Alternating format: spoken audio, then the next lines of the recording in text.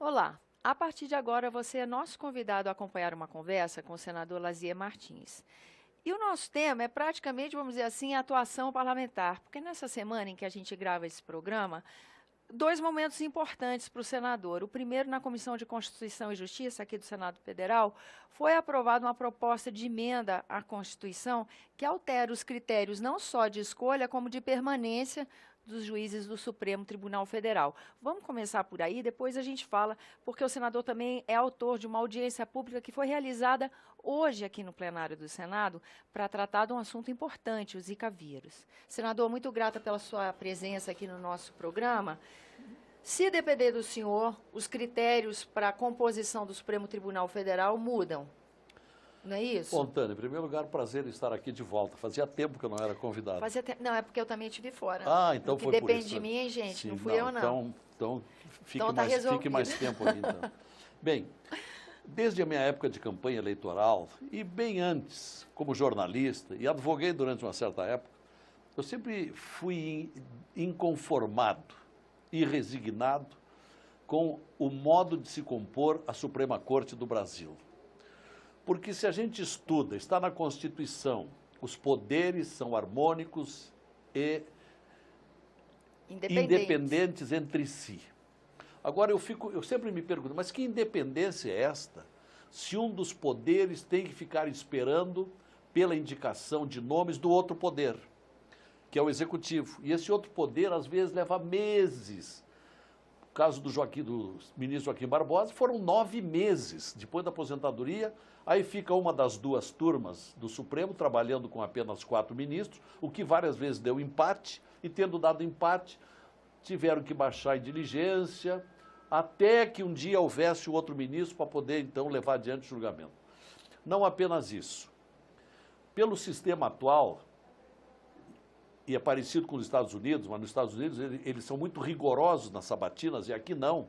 Aqui há uma única exceção na história do Brasil, na época da República, se rejeitou a indicação de um ministro. Foi na época de Barata Ribeiro, logo no começo da República, porque ele era médico, não era bacharel. No mais, sempre se aprova o nome indicado pela presidência da República. E a gente sabe que a presidência da República, quando indica o ministro para a Suprema Corte, ele investiga, pesquisa para ver quem é que vai indicar, se tem afinidade ideológica, partidária, etc. E isso significa, queiram ou não, um aparelhamento do Poder Judiciário. Esse é outro ponto. Então, demora, Joaquim Barbosa levaram 9 meses. Segundo ponto, é aparelhamento. De outra parte, nós temos ministros hoje no Supremo que são vistos, esse ali simpatiza com o FHC, porque foi nomeado pelo FHC. Esse aqui foi nomeado pelo Lula, foi advogado do Zé Dirceu. Ora, isso é muito desagradável, isso compromete a credibilidade.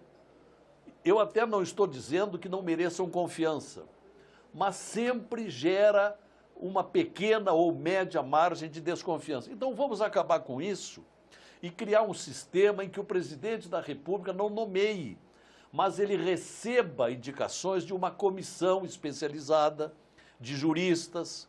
A minha proposta é que sejam 7 membros, presidente do Supremo, presidente do STJ, presidente do Superior Eleitoral, presidente do Superior do Trabalho, presidente do Superior Militar, procurador-geral da República, presidente do Conselho Federal da OAB, 7. Ou seja, dentro do Poder Judiciário. Sim, gente da área jurídica, que conhece, os ministros dos tribunais superiores, que a toda hora recebem dos estados recursos, onde eles vão ler a competência, a cultura jurídica dos desembargadores. Eles sabem onde estão no Brasil os grandes juristas, por exemplo, têm condições de escolher e apontar para virem para a Suprema Corte. Juristas na acepção da palavra, conhecedores do direito.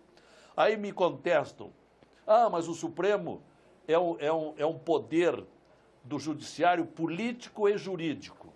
Ora, mas nós estamos vivendo, Tânia, uma época não apenas de desvirtuamento da política, de desmoralização da política. A população, hoje em dia, rejeita falar sobre políticos e políticos e, lamentavelmente, colocam todos no meu saco, generalizam. Mas nós temos que tratar de fazer essa depuração. Ora, então está na hora de sermos um pouco mais jurídicos e menos políticos, porque a política no Supremo não é bem aceita, não é confiável, é antipática, etc. Então, tudo isso é abraçado pelo projeto de lei que encaminhei. Teve a brilhante relatoria do senador Antônio Anastasia. No mesmo projeto está embutido aí um prazo, não mais a vitaliciedade. Eu ia perguntar sobre... O bom de entrevistar jornalista é que a gente nem precisa se meter, mas essa era uma pergunta que eu tinha para o senhor. Teria um prazo a partir de agora, A minha proposta é um prazo de 10 anos. Por quê? Perdão, porque hoje em dia nós temos ministros que vão ficar mais de 30 anos. Uhum. Eles poderão ser presidente do órgão 2 vezes, não é?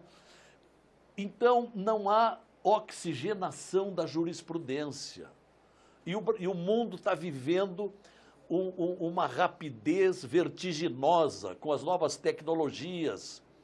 E são acontecimentos novos, inovadores. A vida vai mudando muito rápido. E aí ficam os ministros na justiça 30 anos. Então, por isso eu proponho que haja uma renovação a cada 10 anos. Cada ministro tem um prazo de 10 anos. Afinal, para ser ministro, ele não vai perder emprego. Depois ele vai continuar a ser professor, ou pode advogar, não é? Ele tem alternativas. E convenhamos, ser ministro do Supremo é uma honraria, é um destaque extraordinário. Não precisa transformar aquilo num emprego para o resto da vida. Certo. Como é a aceitação dessa proposta de emenda à Constituição? Qual a expectativa do senhor para a tramitação desse assunto? Bom, na comissão foi bem, né? Foi uma aprovação boa. Agora vamos para o plenário. Vai haver contestações, claro. Tem um senador que me disse, não, mas isso aí vai permitir que panelinhas da área jurídica, foi a expressão que ele usou, se estabeleçam no STF. Escolham o que eles querem. Mas eu não entendo como é que vai haver, se os que vão escolher são da área jurídica e o que nós queremos no judiciário é gente que entenda de direito, que tenha experiência.